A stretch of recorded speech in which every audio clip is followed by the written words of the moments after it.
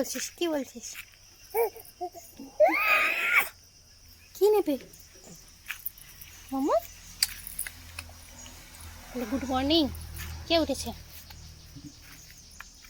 নমস্কার বন্ধুরা, আমার সবুজ মাটির আরও একটি নতুন গল্পে তোমাদের অনেক অনেক ভালোবাসা।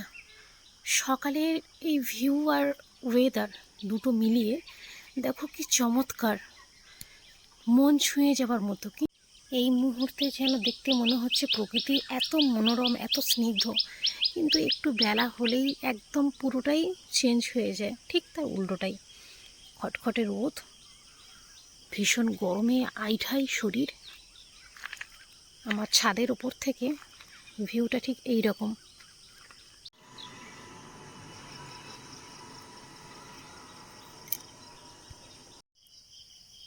সকালবেলা এই কারি পাতা গাছে একটু জল দিয়ে দিলাম। কর্তামশাই এনেছিল এই গাছটা, বুঝতে পারছি না হবে কি হবে না, না কোনো নতুন পাতা ছাড়ছে আর না মারা যাচ্ছে।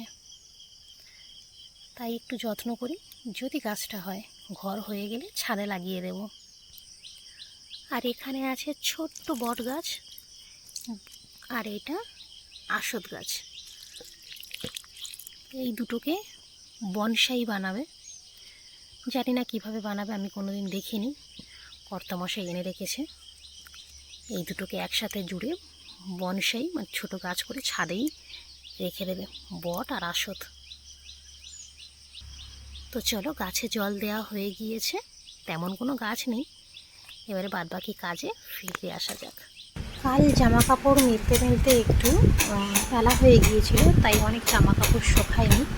আজ সকাল হতে সেগুলো ছাদে মেলে দিলাম, যা রোদ শুকিয়ে যাবে নিশ্চয়ই। আজ কর্তামশাই আর সিমরান সকালে গিয়েছিল বাজারে, মানে হাটে, কত রকমের সবজি মাছ বাজার করে নিয়ে এসেছে। এখানে আছে এই সজনা ডাঁটা বা কী বলে, নদনা ডাঁটা যাই বলো, আর আছে ঝিঙে, চিচিঙ্গে, আর অনেকগুলো করলা। নিচে অনেক করলা আছে, এখানে একটা দেখা যাচ্ছে। এই দেখো প্রচুর করলা, ভীষণ টাটকা সবজি। দেশের দিকে বুঝতেই পারছো, একদম ফ্রেশ এবং টাটকা সবজি। আর এখানে আছে অনেক মিষ্টি আলু, ভেন্ডি, আর এটাতেও আছে ঝিঙে, খুব ছোট ছোট একদম কচি ঝিঙে, মানে কোনো বুড়ো না, একদম ফ্রেশ নিয়ে এসেছে। ওরা বাজারে গিয়েছিল দুজনে, সকাল সকাল বাজার থেকে বাজার করে নিয়ে এসেছে। তো এগুলো এখনও পর্যন্ত ফ্রিজে রাখা হয়নি।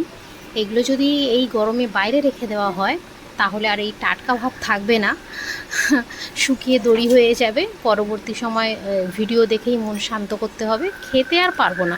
তাই কথা না বাড়িয়ে তাড়াতাড়ি ফ্রিজে রেখে দিই। সবজি ফ্রিজে রেখে চলে আসলাম আমার সৃষ্টির খাবার তৈরি করতে। আজকের সৃষ্টির খাবারে আছে সুজি। তো শুধু সুজিও খাবে না, সুজির সাথে দিয়েছিলাম 2 চামচ মধু, অল্প অল্প। তো এখানে যখন খাওয়াচ্ছি দেখো, মানে অবস্থাটা দেখো, একটু খায়, একটু ঘুরে দেখে। খাওয়ানোর সময় যত প্রত্যেকটা বাচ্চাই খায়, কিন্তু মাছের মধ্যে একটু দুষ্টামি তো করবেই, না হলে বাচ্চা আর বলে কেন।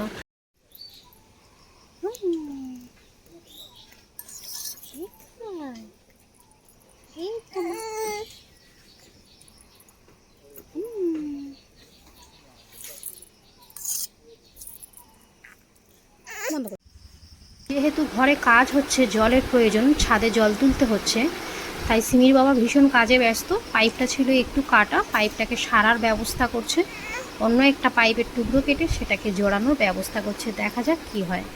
আর বাজারে থেকে এনেছিল এখানে চিংড়ি মাছ, তার সাথে ছিল বেশ ভালো একটা বড় ওজনের রুই মাছ। দেখো মাছটা একদমই জ্যান্ত ছিল, যখন এনেছিল একদমই জ্যান্ত ছিল, নড়ছিল, একদম চকচক করছে। পুকুর থেকে ধরা, কোনো বাইরে থেকে আনা হয়নি। সমস্ত কাজবাজ রান্নাবান্না সেরে চলে আসলাম খেতে। পুরো দিনটা ভালোভাবে দেখাতে পারলাম না, বুঝতেই পারছো ঘরে কাজ হচ্ছে। আজকে রান্না করে নিয়েছিলাম, ও যে বাজার করে এনেছিল, করলা আলু ভাজা। আর এখন গরম পড়েছে, ওই জন্য মানে করলা বলো উচ্ছে বলো রাখতেই হচ্ছে মেনুতে। তার সাথে ছিল মুসুর ডাল, কর্তামশাইয়ের ভীষণ পছন্দ। আর মাছ হয়নি, আমার সিমরানের ভীষণ প্রিয় চিংড়ি মাছ। চিংড়ি মাছের ছিল মালাইকারি, ভীষণ ভালো লেগেছিল খেতে। দুপুরটা